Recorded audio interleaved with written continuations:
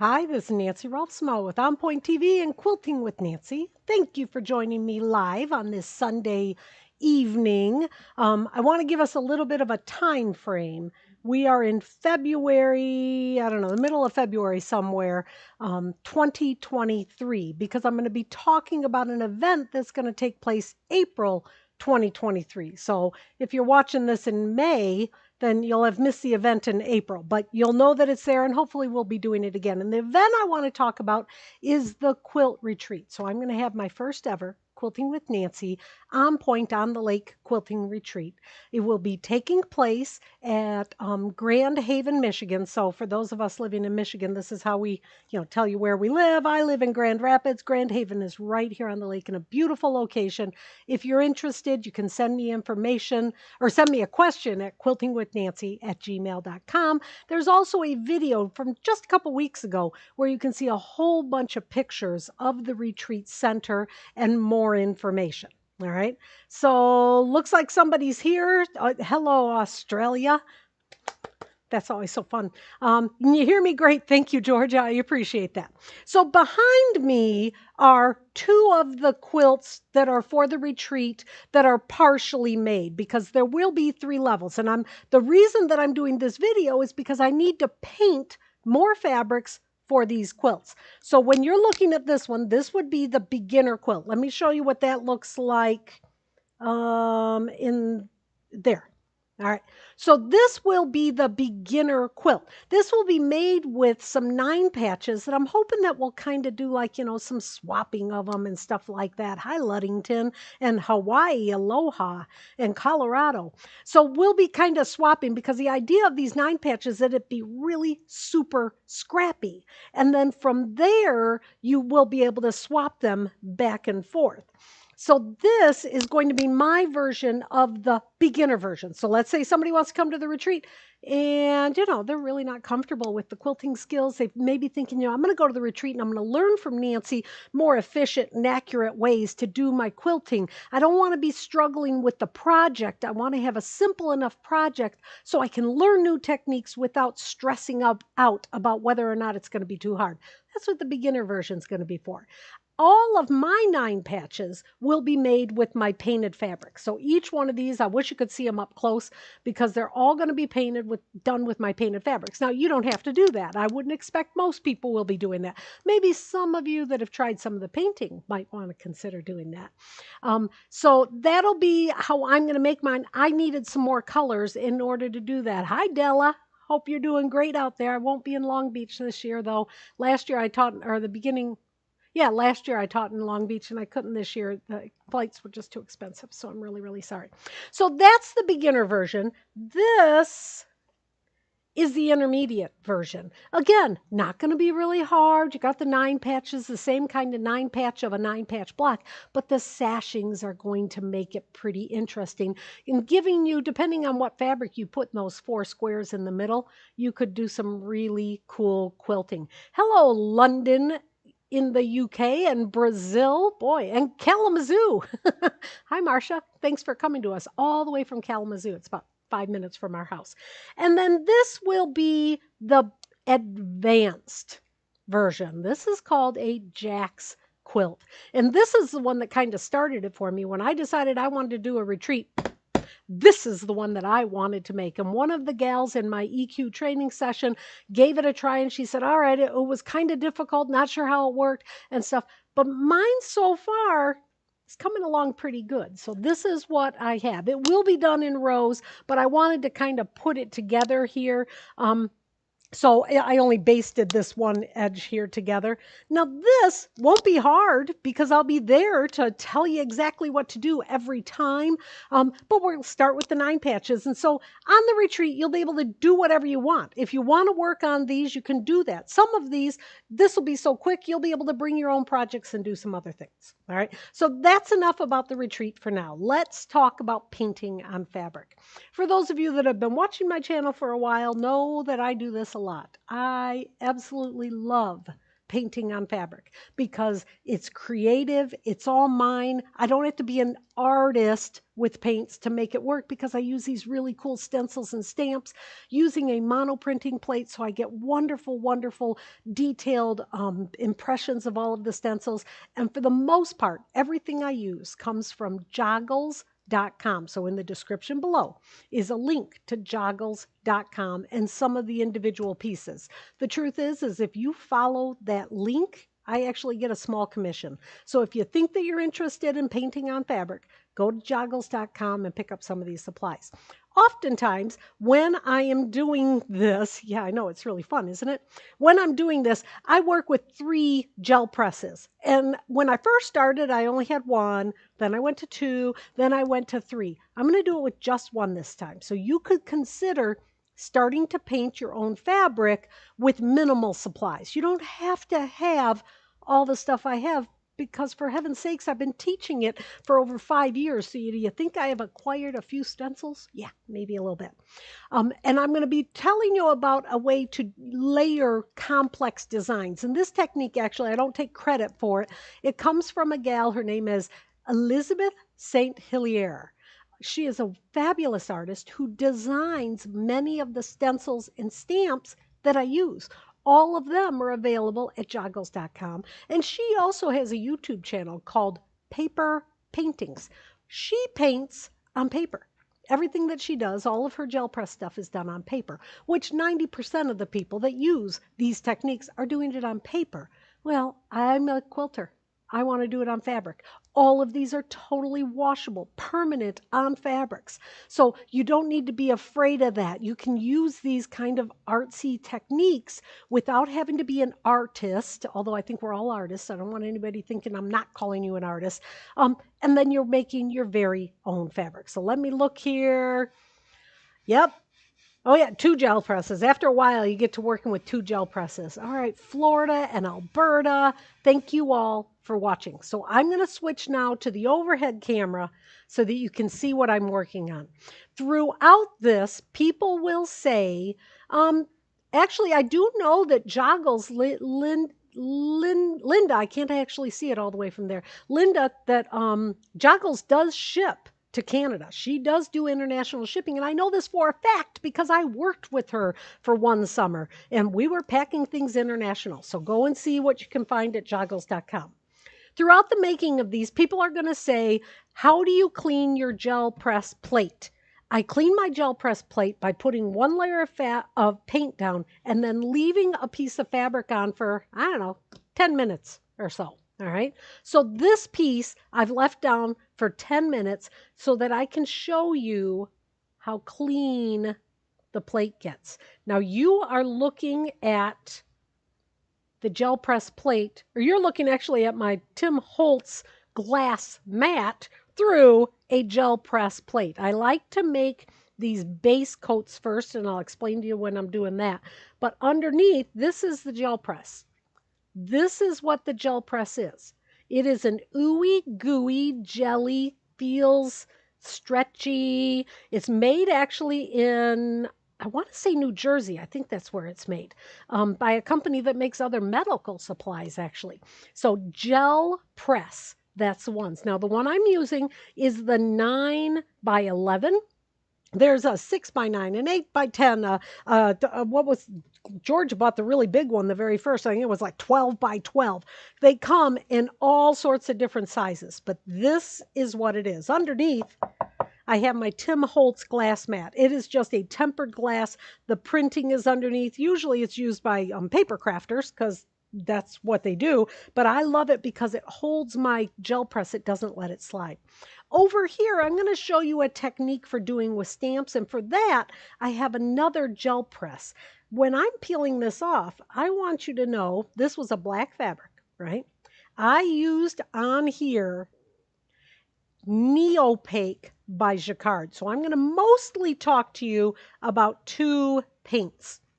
Dilutions paint. This is a fabulous high pigmented acrylic, fluid acrylic paint. Love this. What I love most about it, well, okay, the great paint. I love that. After the fact that both these paints are really good, I like this one because Can you hear that shaker ball? When this bottle gets empty, I mix and match other paints in there. So this, I put on the bottom of it, the actual color that's in the bottle. It's never what it's printed on. I get most of my how to fill up and mix ones from Jacquard. Now, Jacquard has textile, which is a wonderful, wonderful textile paint for using on fabrics. They also have one called Lumiere. Now, Lumiere is super wonderful because it's got a lot of shine to it. Now, I'm not going to use much shine to it, what I'm working on today, because it just shines and messes up the view that you're looking at. And the third one is their Neopaque. Neopaque is a really opaque paint. The idea being when you paint over it, you're not going to see under it. So the reason I mentioned that is we'll do some stamping with it. But this is a piece of black fabric. I had Neopaque on this gel press, which happens to be the 8-inch circle. And look at how opaque the Neopaque is. You can't see the black through it. You can see the teal. And this comes in lots of colors too. So it's just one of the paint choices. Start with the Jacquard. Start with the dilutions. Start with the dilutions. That gets you started. These are not that expensive per bottle, so you can get more colors. After you've gotten comfortable with it and you want to play more, that's when I would recommend that you go to the Jacquard ones, textile, Lumiere, or Neopaque. Sometimes I even buy them in really, really big jugs like this. Now, the Jacquard, Joggles does not carry Jacquard. You need to go to more art kind of places. In particular, I know that Jerry's Artsorama actually carries this, and I've been to one in Nashville. Oh my goodness, was that ever fun. All right, let's get started. So over here I have my 9x11 gel press. I've got my 8-inch circle that I'll use in a little bit, and I'm going to use some paints. The fabric that I use is just a high quality muslin. It's a high quality muslin. You can't see it. That's 2 layers, so let's be fair. This is 1 layer. You can just barely see my hand through it. I do not pre-wash my fabrics because I don't pre-wash any of my fabrics. So it really, if you feel you want to, go for it, do it. I don't. This is not a PFD, which is prepared for dye. That works, and if you want to use it, go ahead and use it. But I just use a high quality muslin, sometimes in white, sometimes in neutral, depends on what I can get my hands on. So we're going to start by creating a base because we want to make some layers today. Right. So I'm just using one of my dilutions that I've mixed up. I don't know what color it is. Okay, it's a light blue. Kind of thought it might be something like that because it's in a blue. And I'm working in blues because I didn't have enough blues. And this is my current brayer. I've got lots of different brayers. When I do classes, I end up bringing a lot extra for everybody. So it doesn't need to be a hard or a soft. I don't know if this one is a hard or a soft. I don't find it makes a difference. Just a good quality brayer. And this happens to be the 4-inch. If you're working on larger plates, you might want to get a 6-inch. Sometimes I use a 2-inch, depending on what I'm working on. I am brayering it out. Now you're noticing these little lines going through. That's okay. They're there. You're never going to be able to get it perfectly smooth. So stop trying. Just roll out. And next time when I do this next one, we're going to count how long I brayer. I find in classes that a lot of my students will brayer for too long. So it almost dries on the plate. We don't want that. All right. So, and you can see some of it came through, which means this actually was about the perfect amount of paint. Sometimes I put too much paint on and then it just squeezes right through and it gets all over my hands. Well, obviously it gets all over my hands anyway. All right. This is a base coat. Done. All right. Now I'm going to set it over here. Now I'm going to do another one again, working in some lighter shades. Ooh, well, that wasn't very light. Okay. So that wasn't very light. So I'm going to add a little bit of white to it to lighten it up. There. And then I've still got that light blue on my brayer. That's okay. I'm all within the family of blue today. So I'm just going to brayer this out. So that was 1, 2, 3, 4 Mississippi, 5 Mississippi, 6 Mississippi, 7 Mississippi, 8 Mississippi, 9 Mississippi, 10. All right, 10 Mississippis. That's how long you brayer it out. Not any longer. If you do it for much longer, you will end up drying it on the plate and then it just doesn't come up and then you get frustrated and you don't want that. You want this to be a really fun activity. It is for me. It's also very addicting. Like tomorrow when I get up, there's 100 things I should be working on, but if my painting is all out, I might just keep painting for another few hours. Right? So there is a couple of base coats. Now we are ready to put designs down. And I want to show you the idea of the complex designs. And these are what Elizabeth St. Hilaire does. I love her videos. Her videos are all, like I said, all on paper, but the ideas can all be used on fabric. So these are the stencils. They come from Joggles. That's the website that I've been telling you about, joggles.com. And most of these, some of these are going to be Elizabeth's designs. Some of them are going to be Barb's designs. So, it's not all just Elizabeth St. Hilaire designs, but they're all available at joggles.com. This one's really fun because it has these kind of springy kind of ones when you peel it up. I'll try and do it with that. The idea of complex is to take this design and then with another shade add another design. And the idea being is that you start with something geometric and then put something on that's maybe a little swirlier or maybe what you might call organic. All right? So I'm going to set that over here. Here's another one. Start with these triangles, which is one of my favorite ones. This stencil here I use over and over and over and over and over again. And then this is one of Elizabeth's peacock designs. So you see the idea of you'll have the triangle underneath and then another design.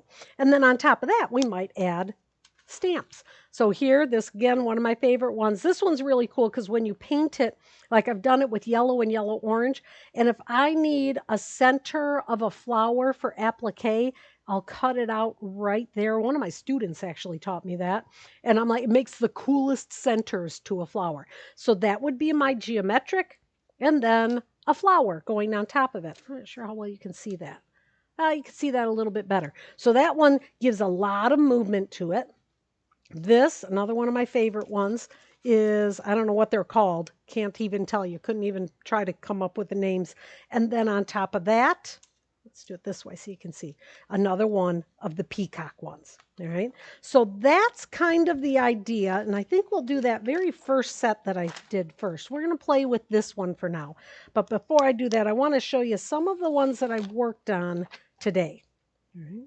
So here, this one's a little bit dark, but this had the one that I said makes really good centers to flowers, and then the big flower on top. And I'm kind of moving it because I had used some of the shiny paints, and when you do that, it doesn't show very well on camera. This one turned out really cool. This had the one with the rails on it, the stripes that were going this way, and then with that peacock design, this one I could just eat that one up. And then this was so these two both came from the same stencil combination. Ooh, you can actually see it better over here on this side. So this was the ghost print and then the stencil print. This was the stencil print and then the ghost print. So I'll explain that when we're going. All right, so keep those two in mind. This is the triangles.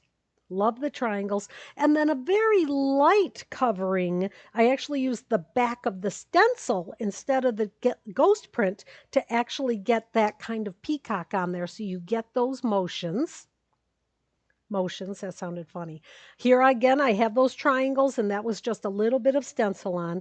This one's a combination of a combination. I've done some of these are some of Sue Penn's stencils on the background, but I just added to it a little bit of the rails and the flowers.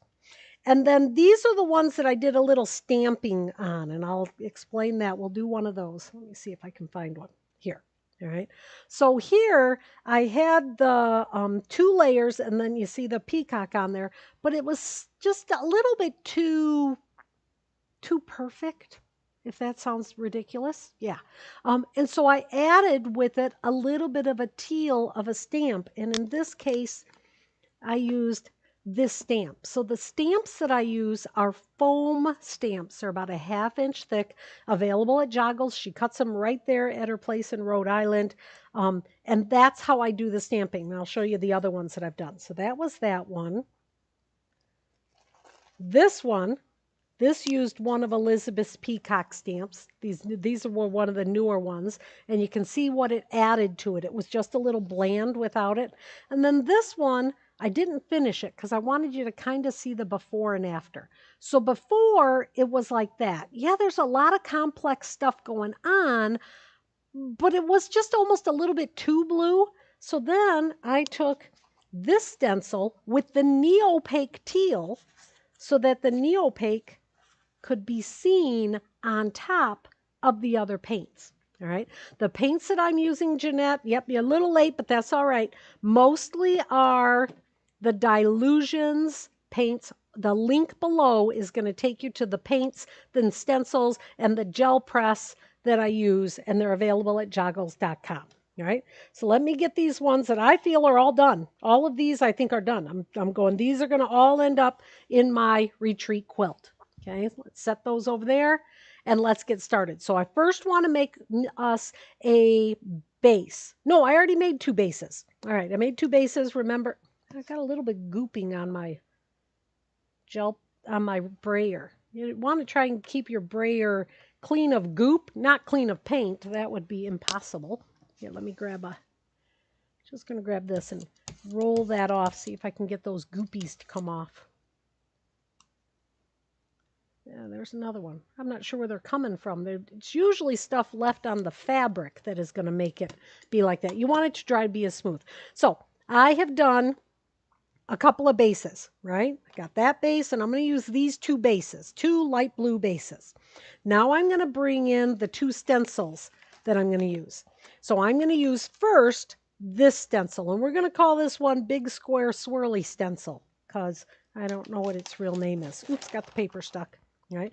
And I'm going to go, since I've got these 2 light blues, I'm going to do maybe a little bit of a darker blue. See how dark that one is. Well, yeah, that one's not too dark. Okay, that's probably the messiest way that you can test your paint. Do what I say, not what I do. One of those things, right? Okay. So each time you put the paint and the stencils down, you're going to get 2 prints. The first one I call a stencil print or the positive print.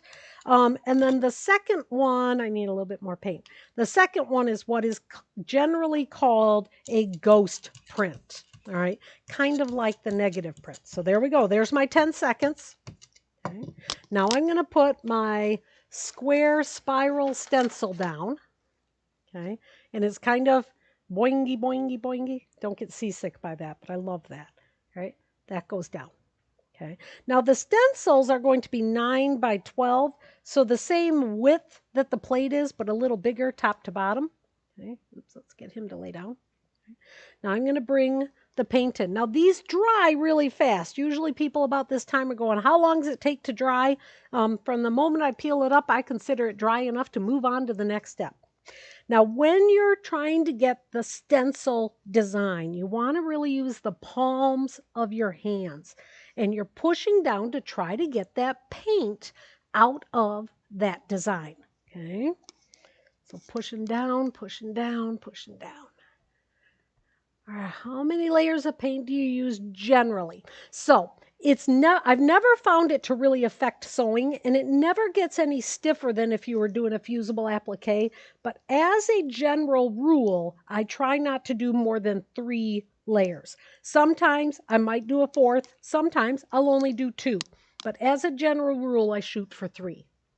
Right now, before I pull it off completely, I'm going to peel it up and go, oh, look at, there's more paint in there. I want to try and get as much of that paint out onto this as I can. And you see how much crisper it all of a sudden looks when you do that. So starting from here up, see, I missed an entire line there. So let's put it back and see if we can get that paint. Now you can't play with this forever too. You've got to keep moving because if the paint dries, obviously it's not going to get onto your fabric. And we want to do a 2-step process too.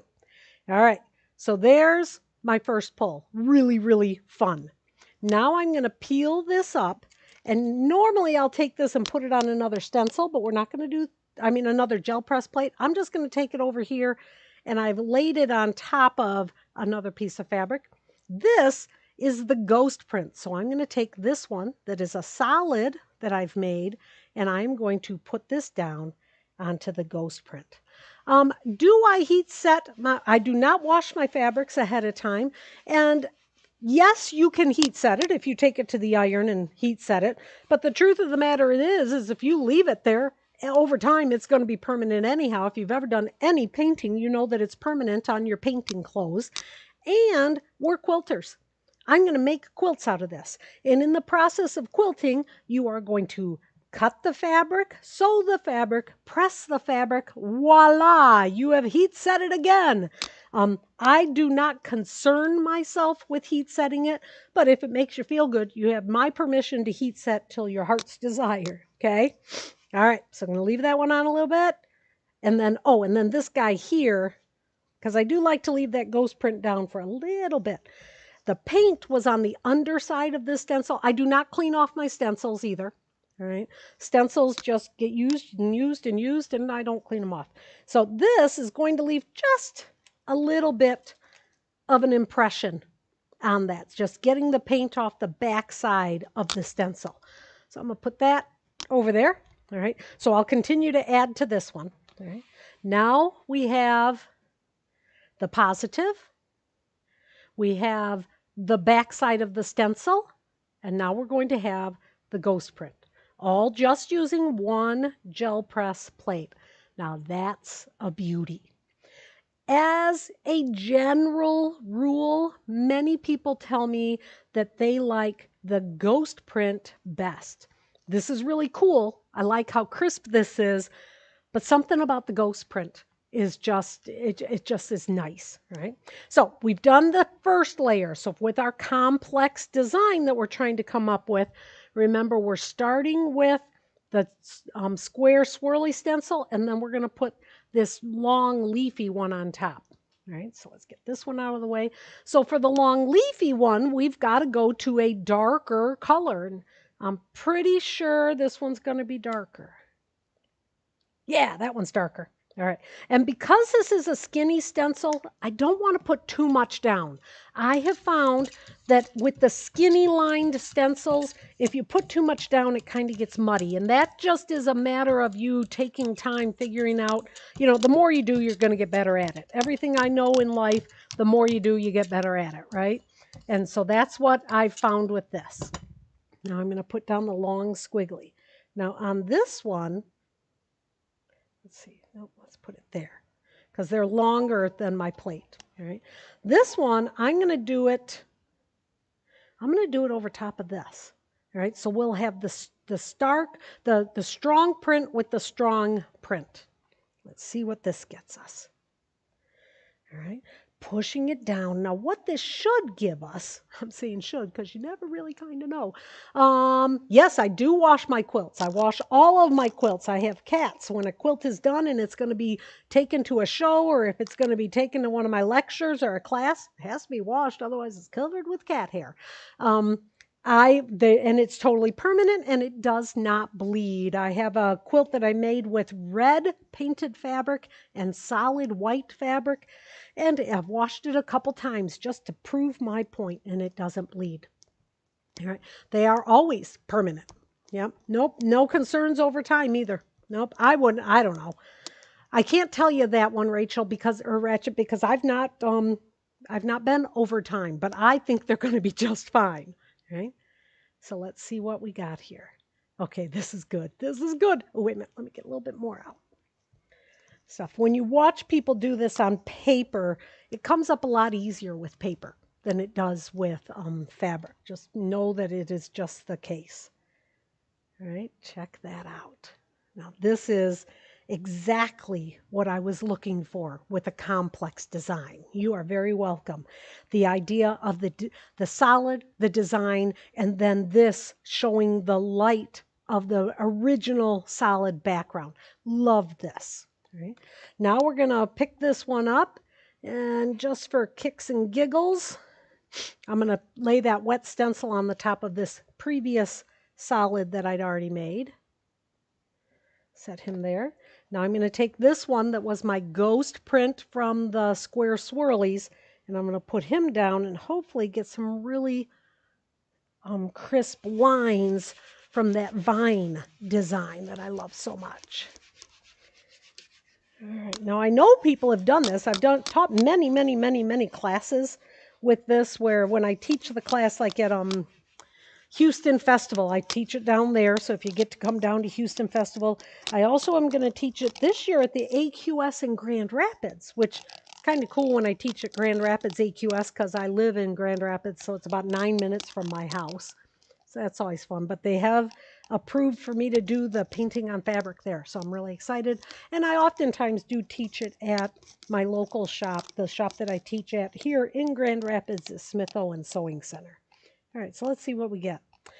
This time I didn't hardly get nothing off of the back of the stencil. Sometimes you do, sometimes you don't. It's one of those things. All right, so let's see how this is going. I want to leave this down. Well, I'm going to leave this down for a little bit longer because it's the ghost print. And so what I'm going to do now is prepare for stamping. And I'm going to use my all-time most favorite to stamp. This is one of the few things that I know what the name of it is on Joggle's website. This is called Blossom. This is my second Blossom stamp because I use it and use it and abuse it and abuse it. I do not wash my stencils, but you are supposed to wash your stamps. So looking at that, do you think there's any chance I'm really good with that? No, not so much. Yeah, so we're going to do some stamping on top of, I don't want to do it on top of that one because I thought that one turned out so cool. I had another one under here. I got a lot of solids, lots and lots of solids. Maybe it's one over here. There, this is the one. So I've got this one. And I think this is it's a nice print. It is very monochromatic. It's almost a solid in my book. When you look really close at it, you can see the design, but I just thought it could be better. There you go. That's really good English for you. Could be better. So I'm going to set that here, and I'm still leaving, remember, the ghost print of this design is still on the plate. I'm leaving that there so that it'll pull up just as much as I possibly can get. And what I want to put on here is I want to stamp on here, I was thinking with the black or something really dark. All right, this is going to be it. This is Jacquard's Textile Navy. This is one of my favorite ones, especially since you know how much I love the Dilutions paints. They do not have a dark navy in this collection. So this is one that I buy time and time again. All right. So we're going to put this on the little round plate here. And just so that I have something with paint on it. And it just seems to help if it's on a gel press plate. Now, most people would use maybe the 6x9. I don't have a 6x9, but I do have this one really big round one that I bought one time and I rarely ever use. So we're just going to spread it out. Don't want it to be too thick because I don't want it to get into the lines of my Blossom stamp. Then I'm going to put this down. All right. See that I've got, oh yeah, I got a lot of good coverage. Now let's see how this looks.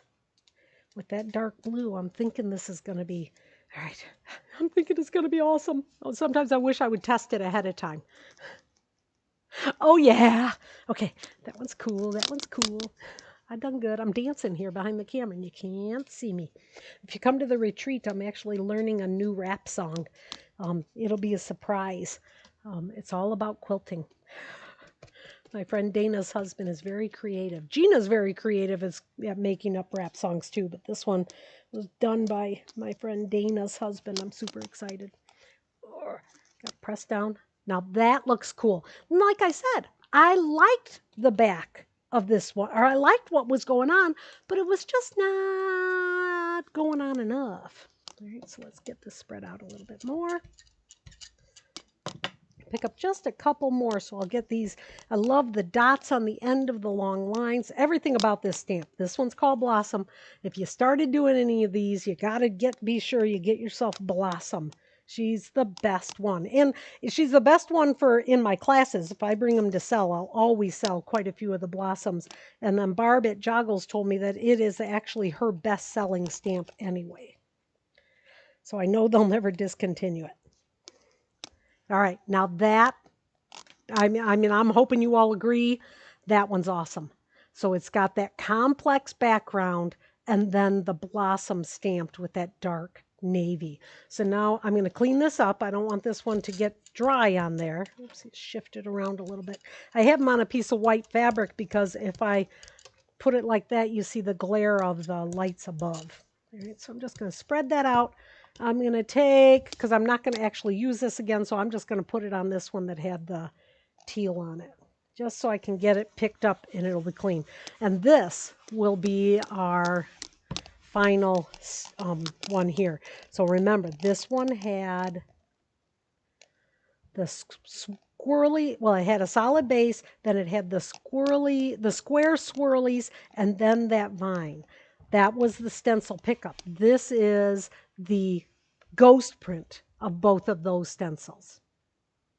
And I've left it down there for, it's not been very long, I think maybe 5 minutes. And look at how clean the gel press is coming up. And that's what happens. I mean, you can, if you want, you can clean it off with like hand sanitizer, but honestly, I think it's just a waste of paint. Just put a piece of fabric down and let it set there for a minute. There we have the ghost print. He's a little glary. There we go. Ghost print of the swirly squares and the vine. I almost wish I had done the vine in even a darker blue. All right, I almost wish that so much that I'm going to do it. I'm going to do it with the navy that we were just using. All right, so if you got another 2 minutes, that's all it'll take me. Remember, 10 seconds to brayer it out, and then we'll lay it down.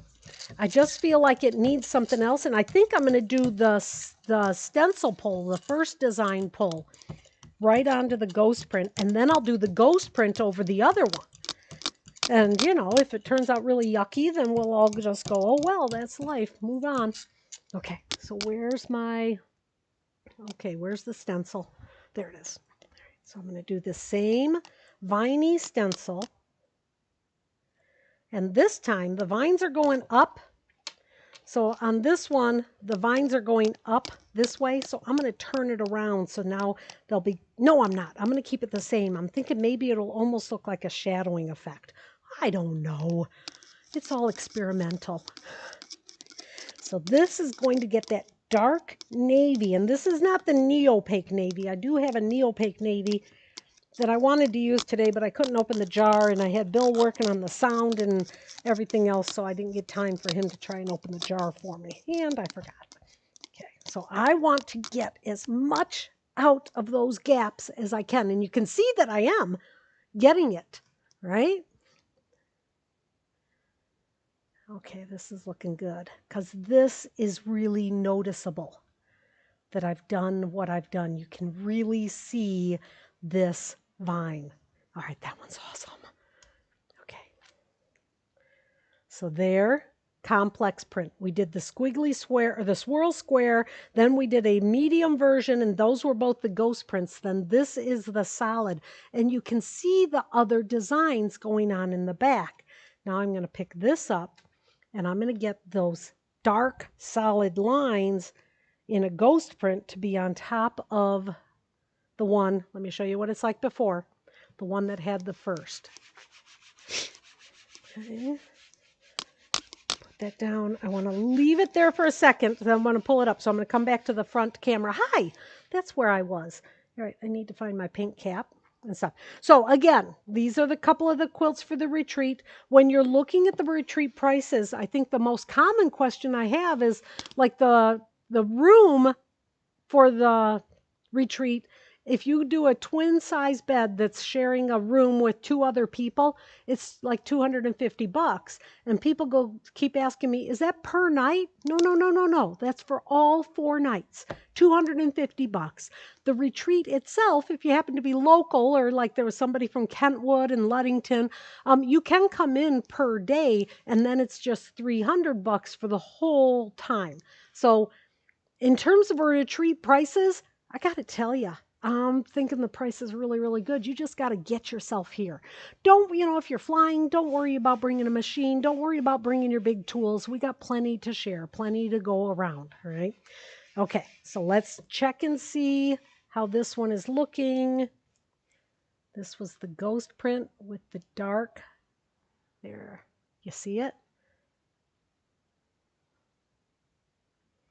With the dark leaves going through. So we've got the light leaves and the dark leaves going through. Okay, this one's a good one.